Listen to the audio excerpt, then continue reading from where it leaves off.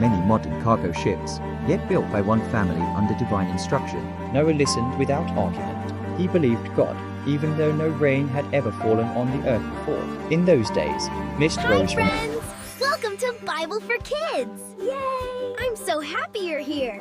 This is the best place on YouTube for channel, where we explore these incredible stories to help you grow in God's love and learning. Don't forget to subscribe! Come be a part of the community! In the beginning, after God created the heavens and the earth, humanity multiplied across the face of the land. But what began in innocence soon turned to darkness. The thoughts of men's hearts were only evil continually. Violence filled the earth. Corruption spread like a plague. Every imagination of the human heart was wicked from morning until night. The Lord looked down from heaven and saw that the wickedness of man was great. He was grieved to his very core, and his heart was filled with pain. Yet in the midst of this moral flood, one man stood apart. His name was Noah. Noah was a righteous man, blameless among the people of his time. He walked faithfully with God. He had 3 sons, Shem, Ham, and Japheth. Noah feared the Lord and turned from evil, even when the whole world had run into sin. One day, God spoke directly to Noah. I am going to put an end to all people, for the earth is filled with violence because of them. I am surely going to destroy both them and the earth. But I will establish my covenant with you, Noah. You and your family will be spared. Make yourself an ark of gopher wood.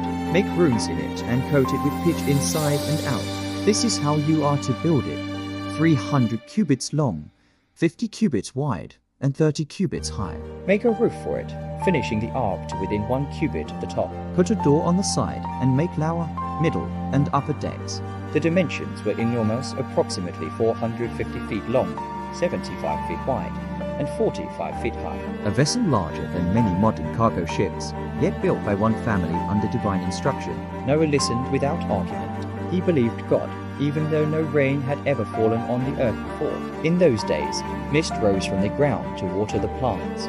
For many decades, perhaps over 100 years, Noah labored. Day after day, year after year, the world grew worse. Violence increased. Mockery grew louder. Yet Noah preached righteousness to his generation. Though few listened, he warned of coming judgment, but they laughed and carried on. Take with you 7 pairs of every kind of clean animal, male and female, and 1 pair of every kind of unclean animal, male and female. Also take 7 pairs of every kind of bird, to keep their kind alive throughout the earth. In 7 days I will send rain on the earth for 40 days and 40 nights, and I will wipe from the face of the earth every living creature I have made. Noah was 600 years old when the floodwaters came. On the very day God commanded, Noah, his wife, his 3 sons, and their wives entered the ark. The animals followed. Then the Lord shut the door behind them. On the 17th day of the 2nd month, all the springs of the great deep burst forth, and the floodgates of the heavens were opened. Rain fell on the earth 40 days and 40 nights. The waters rose steadily. The ark lifted gently from the ground and began to float. The waters swelled and increased greatly on the earth. All the high mountains under the entire heavens were covered. The waters rose 15 cubits above the highest peaks. Every living thing that moved on land perished: birds, livestock, wild animals. All mankind, everything on dry land that had the breath of life in its nostrils died. Only Noah and those with him in the ark were left. God remembered Noah and all the wild animals and livestock with him in the ark. He sent a wind over the earth, and the waters began to recede. After 40 days, Noah opened the window and sent out a raven. It flew back and forth until the water dried up. Then he sent out a dove, but it returned because there was nowhere to rest. 7 days later, he sent the dove again. This time it returned in the evening with a freshly plucked olive leaf in its beak. Noah knew the waters had receded from the earth. 7 more days passed. Noah sent the dove out once more. It did not return. Then God spoke, "Come out of the ark, you and your wife and your sons and their wives. Bring out every kind of living creature that is with you, the birds, the animals, and all the creatures that move along the ground, so they can multiply on the earth and be fruitful and increase in number upon it." Noah built an altar to the Lord, and taking some of every clean animal and clean bird, he sacrificed burnt offerings on it. The pleasing aroma rose to heaven. I will never again curse the ground because of humans, even though every inclination of the human heart is evil from childhood.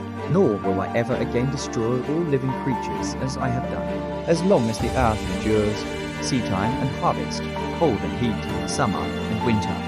Day and night will never cease. So the great flood came as judgment on sin. But it also brought mercy and a fresh beginning.